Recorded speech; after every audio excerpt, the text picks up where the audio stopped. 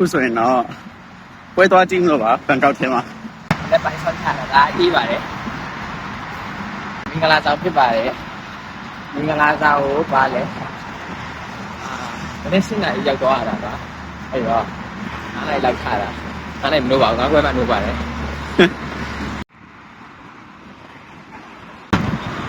သူပြောလို့ငါနေပါတယ်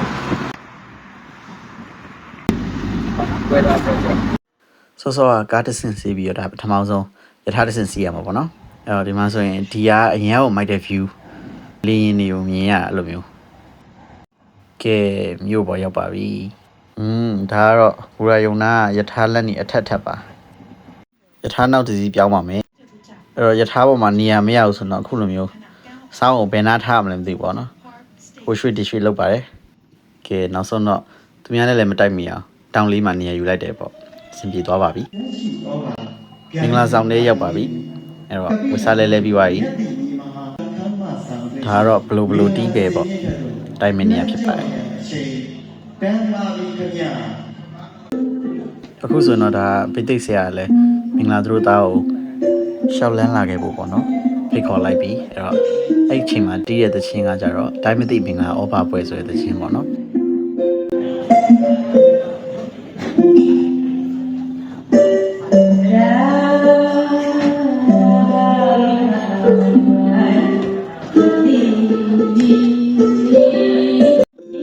ဒီနေရာမှာအခါတော်ပေးဆိုမဲ့အဆိုတော်ကမရှိဘူးပေါ့နော်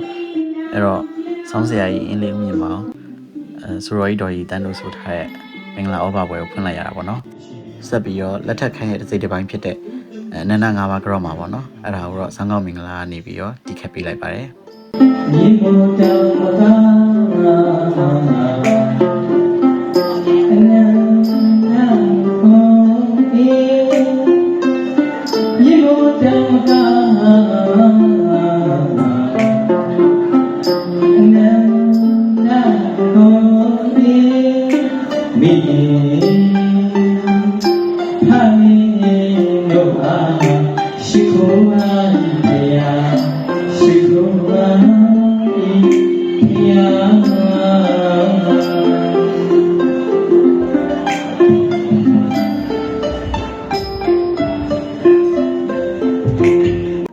ဒီခါမှာတော့မြမရိုးရမင်္ဂလာဆောင်နီးအမျိုးမျိုးရှိတဲ့အနက်ပေါ့နော်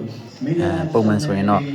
မင်္ဂလာစပယ်ပန်းကုန်းဆွတ်ပြီးတော့ဆောင်းတာရှိရပြီးတော့မင်္ဂလာလက်ထက်လက်ဆွတ်ပေါ့နော်ဆွတ်ပြီးတော့ဆောင်းတာရှိရ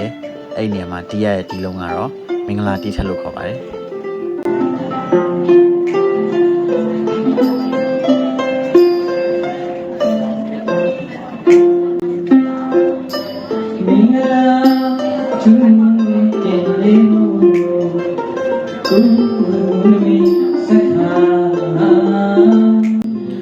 ဒါကတော့စုလျားရစ်ပတ်မင်္ဂလာအခမ်းအနားပေါ့နော်အဲ့ဒီအခမ်းအနားကျတော့ဒီသူတို့သားသူတို့သမီးရဲ့လက်ကိုထပ်ပြီးတော့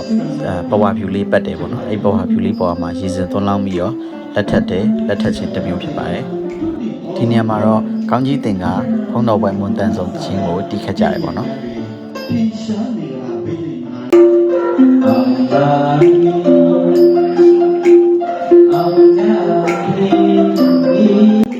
နောက်ဆုံးမှာတော့လက်ထက်ခံအထမြတ်အောင်မြင်တဲ့အနေနဲ့ပေါ့နော်ရွှေဖုံးတော်တိုးဆိုတဲ့ကျိုးသချင်းကိုတီးခတ်ကြပါတယ်ဒီမင်္ဂလာပွဲလေးကတော့တကယ်ပျော်စရာကောင်းပါတယ်သူတို့သားစုသမီးရွှေမိုးငွေမိုးကျဲနေရအောင်သွားကောက်ချင်ပေမဲ့အင်ဂျီရီဆယ်နေရတယ်ပေါ့နော်ဒါဆိုရင်တော့ဒီနေရာမှာပဲ vlog လေးကိုအဆုံးသတ်လိုက်ပါပြီဘန်ကောက်မှာမင်္ဂလာဆောင်မယ်ဆိုရင်စမ်းကောင်းမင်္ဂလာလည်းရွေးချယ်စရာတစ်ခုပါပဲခင်ဗျာကြည့်ရှုပေးရတဲ့သူအားလုံးကိုကျေးဇူးတင်ပါတယ်